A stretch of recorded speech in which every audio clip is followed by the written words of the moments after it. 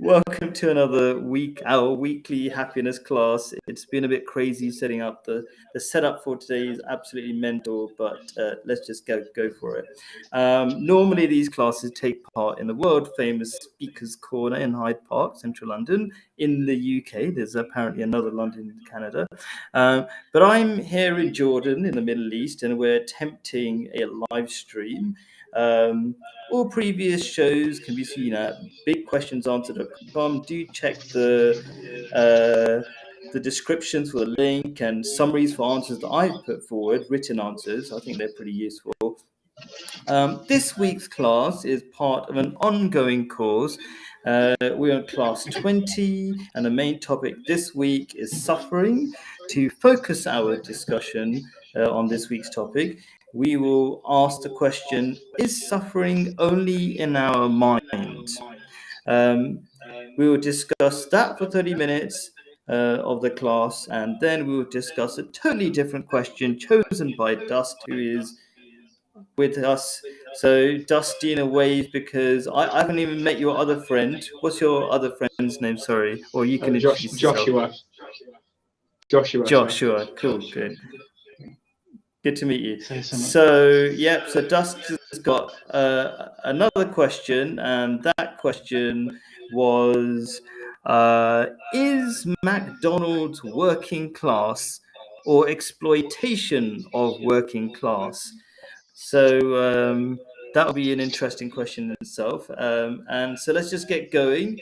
So I was going to discuss with or explain this thing that I think hopefully you agree with, Dust, in terms of format.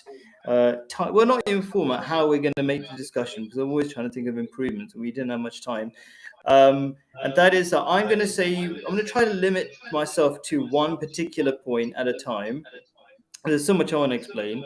And then you try to, I think it's going to happen naturally. I'm probably over explaining, but sometimes when we've got massive crowds, people ignore the previous person's comment and just say their comment. So I think it's going to come naturally between us. I'm probably over explaining. So anyway, so my first point and I haven't got there's a whole bunch of stuff I've prepared. Normally I've got some nice graphics prepared, but anyway, so we're going to first start by talking about, is suffering only in our minds? And what I will start off by saying is, meaning creates pleasure out of the most difficult circumstances. So I would say yes. Suffering is only in our minds, and I know of extreme situations there are so many extreme situations where people are willing to die and are happy to die if there is sufficient meaning for it. And this is not just me looking at historical ideas. I mean, this is known amongst different psychologists. Nietzsche, you might not agree with him as being a psychologist, but he talks about how the mind works, and he says if you have a why, you can get through any how. And so that's my first point. What do you think, Dust or Joshua? Let Josh introduce himself first and his political allegiances. Sure. My name is Joshua, and I'm a member of the Workers' Party of Great Britain, which is socialist. It's genuinely left-wing, and it is definitely a more reputable substitute for the so-called Labour Party. Yeah. Would you like to have a crack at answering that question or elaborating upon it? Yeah. Just one thing. It was about the psychology question, wasn't it? Yeah. Just to make sure, because it was a bit. Is this about the psychological? This is about the regards to the psychological dynamic of workers, right? I suppose, yeah. I mean, of workers, or anybody really. If suffering in the mind, or is it real? I mean, obviously it's real to some extent, but our suffering, I think, is is an experience of the physical, and I think we can turn with meaning, we can turn all suffering, potential suffering, into pleasure. That was my point. And I'm interested in what you think about that, and then I'll be interested to hear what you would like to add to it, or your own point. Okay, well, from the point of view of the worker, you know, the suffering for him is based on the you know, sort of like the culture of dependency that he or she experiences by his or her employee. Just because I keep hearing you have to. Yeah, I can hear you. It's really distracting. Is it going really? We're just still struggling here with the sound. Is it too crazy, so the feedback? Unfortunately, I think Josh is struggling a little bit. But yeah, I know it's crazy anyway. We're just giving it. Do you want to give it a shot? Yeah. So first of all, do you agree or disagree, or what, with my initial point? Well, suffering is one of the human instruments that we have to interpret the world around us. So it's like a sense of smell, like sight. These are merely instruments to representations of the world around us. So yes, we have many different variations on a smell, but still we acknowledge that the smell exists, and the quality of the smell is then therefore down to the individual. Pain is just the same, and the feeling of pain is, as a majority, a negative. There are a minority which does obviously experience pleasure from that, but I'd rather focus in this moment on the majority, which is what the community feel as pain. So if we have a neighbour that get embalmed or live in austerity and poverty, yes, that's external to us, but still the majority would feel and embody the suffering that they're going through. So even though as an observer, I may not be in physical pain, I still, as an observer, am capable of acknowledging, what's the word? Relating to the pain of the other. And therefore from that, political thought can transpire to end the pain, to understand the origins of pain, and to bring happiness and well-being to the external world. And of course, I could be the person who is in that pain. And yes, I could ignore it to a certain extent, or I can react to it. But reacting to pain is something that's very fraught because it's deeply emotional. And how do you transcend that embedded emotion to make sure that reason and logic and compassion are the main tools used to eradicate pain from a community, and in its place growth, understanding and development. Okay, so I'm trying to piece together what you're saying, or trying to summarize what you're saying in my mind so I really understand it and how it relates to the question. So you're saying there is suffering in the world, and communities can feel suffering. And then you mentioned transcend. How do you transcend pain? Which is what I was basically talking about. If you have a meaning or purpose to your life, and that suffering is part of it, or has meaning, you can transcend it and sort of turn that suffering into pleasure. Not pleasure, but you can accept it, or in a meaningful and a positive way. So even though you're actually dying, your arm is being chopped off, and this is historically, many people have gone through this process. They're willing to and even invite that. So I'm trying to make sure that we're talking about the same thing. So we're talking about how we deal with it mentally, not a community, but individually. How do we deal with it in our minds? Is suffering in our minds? I think maybe what we need to distinguish are the two words, or we need to define maybe, like there's pain, which is physical pain.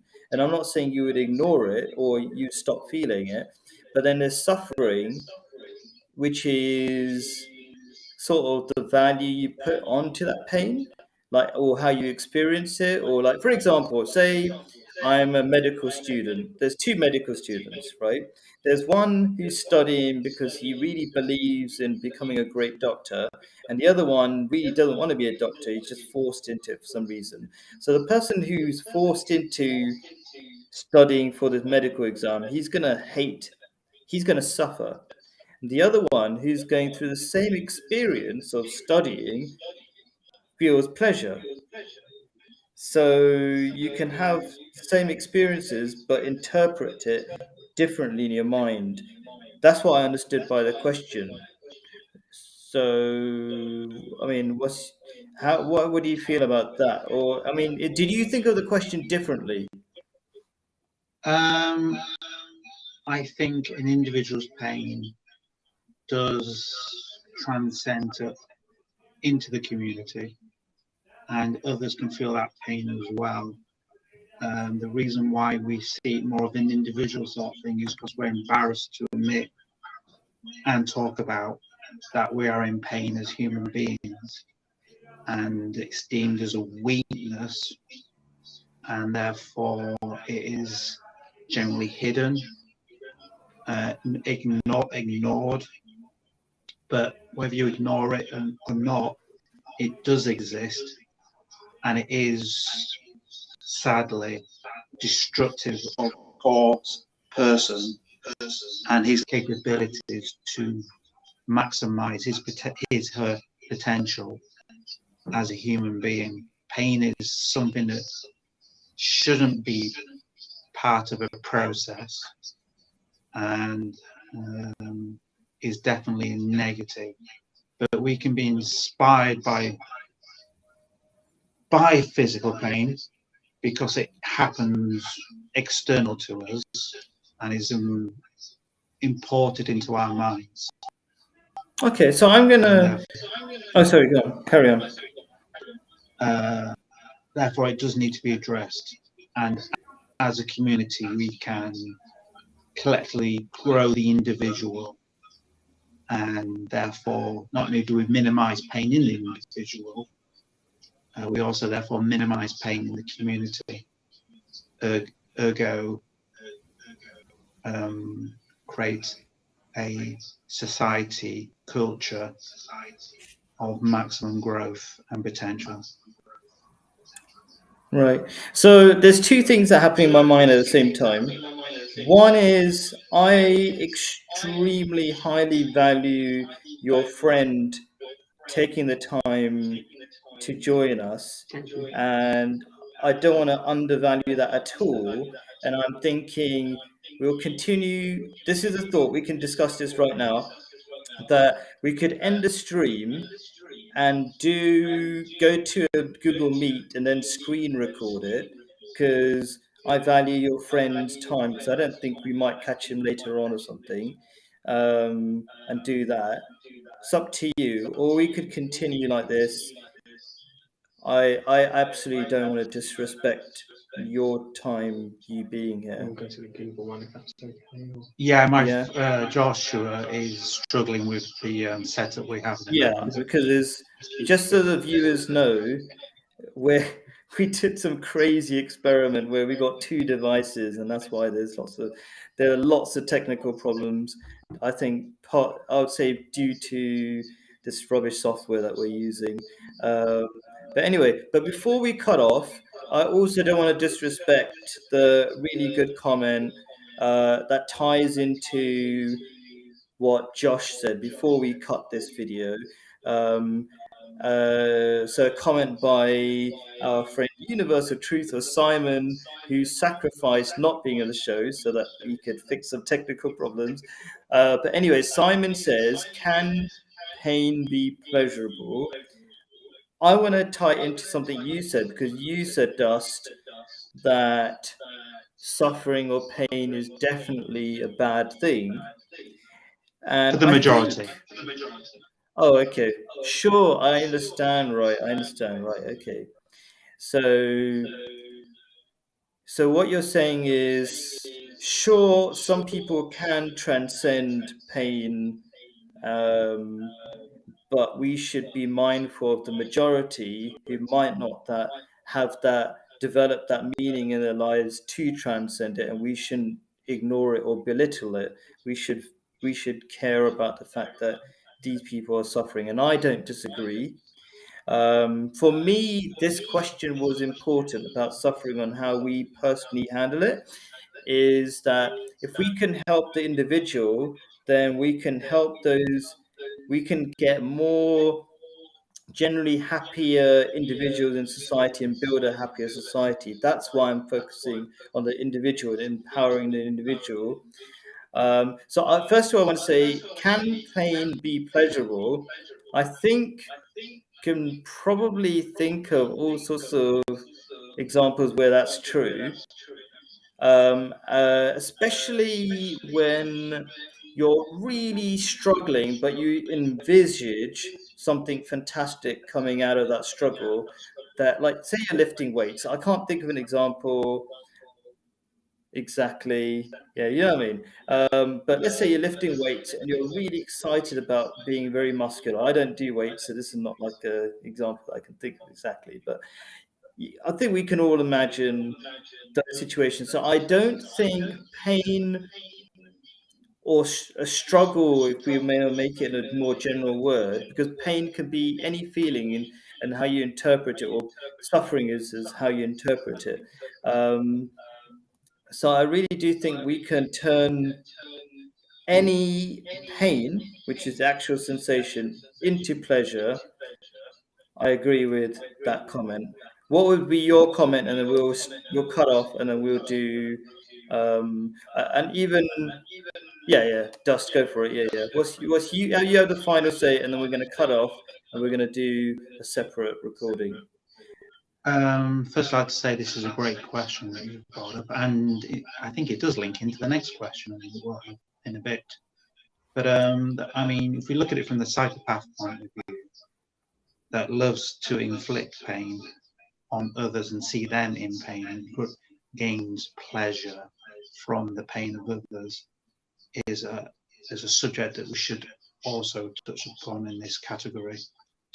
And sadly, people in the West who love to see the pain of the majority, people love to see the majority in pain, tend to ascend to the hierarchs of our society, and they're seen as the heroes and leaders of society, of culture and capitalism.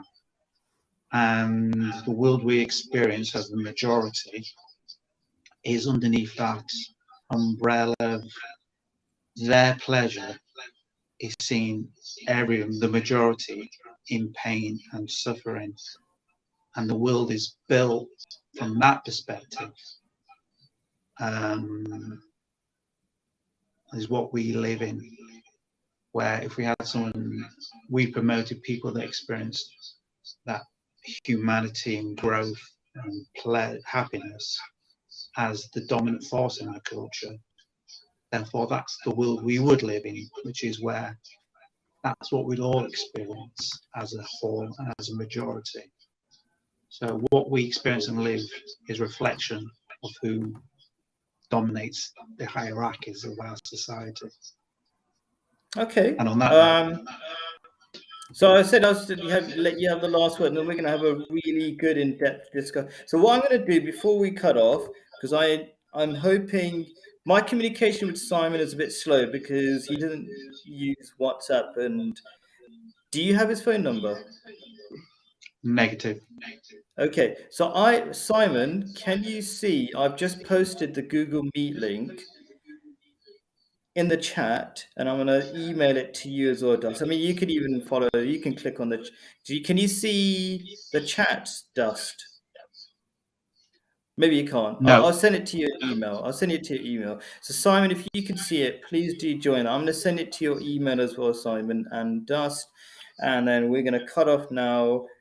And bye. Bye-bye.